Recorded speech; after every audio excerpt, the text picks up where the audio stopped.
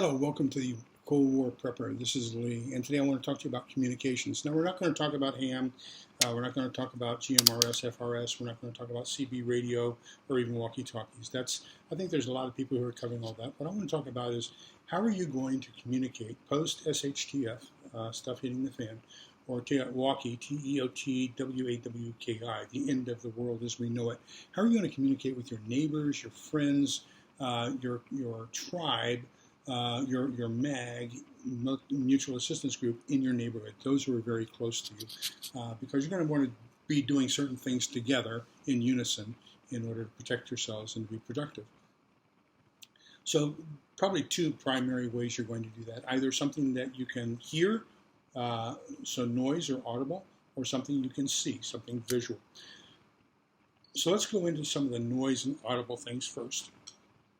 We have, and when you're talking noise and audibles, it's usually going to be a series of dots and dashes or short sounds and long sounds.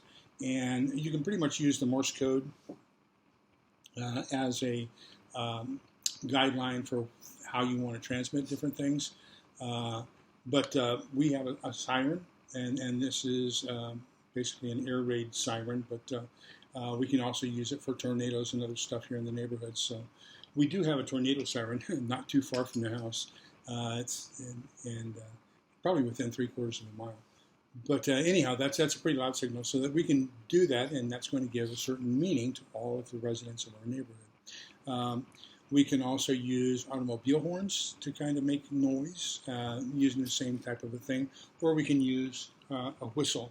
So I use lifeboat whistles. I think these can be heard a lot better and carry a lot further than a lot of the other whistles. But this is a lifeboat whistle, so you can use it in the same way with a series of shorts and longs in order to communicate to other people. Another way that you can communicate is through a bugle or a musical instrument. So all the way back to Pharaoh, the Egyptians had a series of drums as well as a series of horns, and they could give commands through the horns and drums. And so the U.S. Army came up with bugle calls back in the late 1700s, 1775, when the Army was formed. And we've had bugle calls ever since, bugle calls and drum rolls, so that you know exactly what's happening, and they let the troops know exactly what is going on. I'll put links for those down below. This is going to provide two important things for you. Number one, you can hear the bugle calls. Number two, it's going to give you a list of all the things that the Army considered important enough, actions to notify those around you, the soldiers around you, that they developed a bugle call for it. So, and the meanings of those. In my opinion, the two most beautiful are retreat, and up until 1945, it meant what it says, retreat from combat, the opposite of attack. In 1945, they changed it from meaning come back from combat, basically to mean end of the workday. And so when you are on a U.S. Army fort, post, or the Army doesn't have bases. All the other services have bases, but the Army doesn't. But if you're driving along in your car and you hear to the color, or I'm sorry, if you hear retreat, it lasts about 20 seconds. So you're going to get out of your car, pull it over, turn off the engine, get outside, stand at parade rest. And then you'll hear a cannon boom. When you hear the cannon boom, you come to attention. If you're in civilian clothes, put your hand over your heart, face the music, face the cannon. If you're in uniform, you give a hand salute, and then it's going to play To the Color. And I think that's one of those beautiful bugle calls there are. It's actually the bugle equivalent to the national anthem, but it's a very beautiful song. I'll put it down below as well, so you can listen to it. It's one of my favorites. But anyhow, we use the bugle to let the troops know. Everybody knows the the cavalry attack charge, right? But there's others. So now the next one is we're going to use visual. So not only did those Egyptians and the Romans use the audio, the horns and the drums, but they also used visual signals. So they had the unit crest on a pole so that everybody knows where the commander was. It was up way high. The commander had usually a plume in his helmet so that they could tell which way he was going, so everybody could move in the same direction. So we used all kinds of different visual effects. There is one that the Army still uses, a tradition. It's kind of the same thing as the baton for a high school marching band or a college marching band, but it's called a guidon. So it's basically a unit flag. It's smaller, usually it's the color of the unit. So for example, for me, military intelligence, it's going to be blue and white is our flag. And so when you're marching or doing anything in the military, there's always a preparatory command and then a command of execution. So the guidon is what everybody focuses on because you may not be able to hear the commander give the command.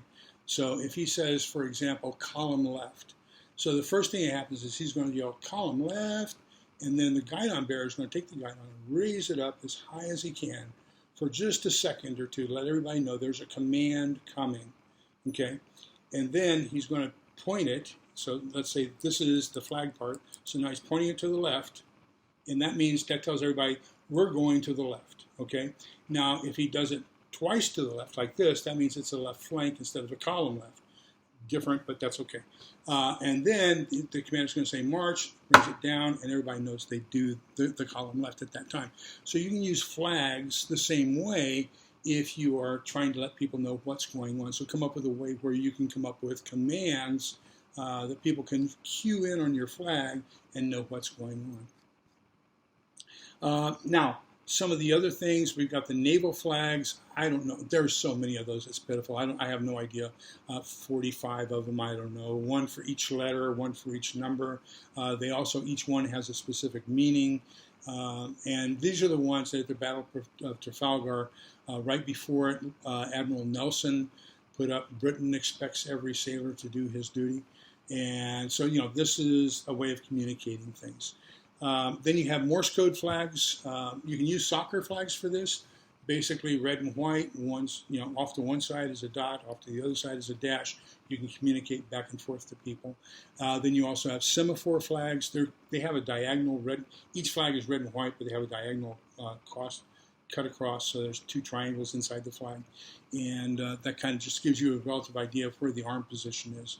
So by moving your arms, there are different letters. So if one's down here and the other's over here, that's A, and then B, C, D, E, F, G, and then you come over here like this, H, I, J. So you can do the semaphore. Now here's the problem with using any of these visual commands, and that is that you have to spell things out. So you might want to come up with some sort of an abbreviated command system so that you're using, let's say, instead of saying everybody needs to come to the main meeting hall, you just put out AA, dida, or short, long, and that's going to be AA, everybody come to the meeting house.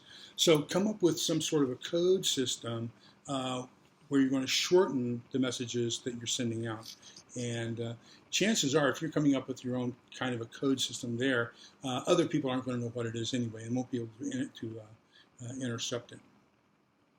Some other things you might want to focus on is, and I'll put these down below as well, U.S. Army hand signals, stop, a symbol on me. So there's all, double time or run. So there's all kinds of hand signals you can use that you need to learn so you can communicate with people in a quiet environment. Then if you know the sign language of the country where you are, American Sign Language here in the U.S., then that would be a very beneficial way to communicate with each other, especially over distances. So we've talked about basically how we're going to communicate kind of in a mega group. Now let's talk about how you're going to communicate from inside your home to outside your home. So just one second.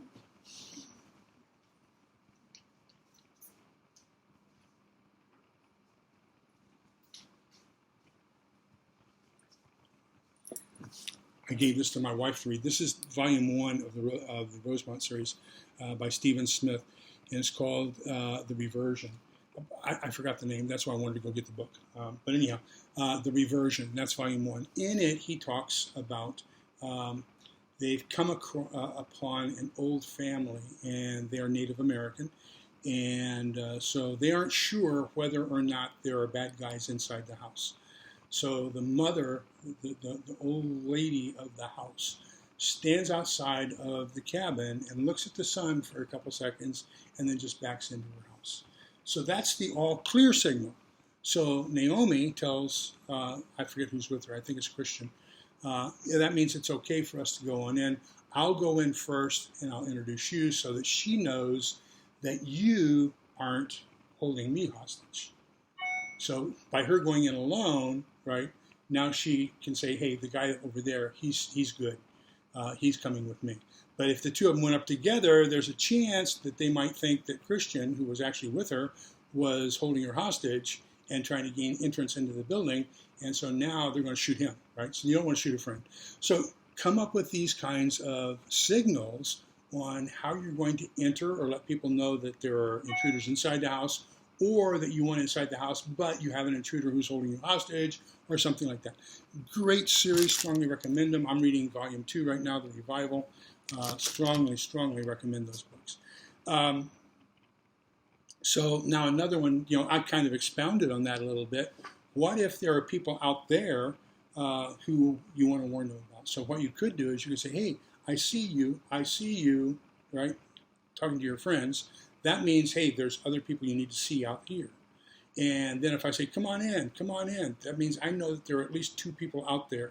Or I could use the come on in, saying it twice, meaning there are 2 people inside my place. So you can come up with some sort of a code system like that on communicating with each other on how you're going to let the other person know whether it's safe or not, and if it's not safe, what the threat is and how many and how big the threat is. What we also did was I went to Walmart and I got these fancy 5x8 cards, okay?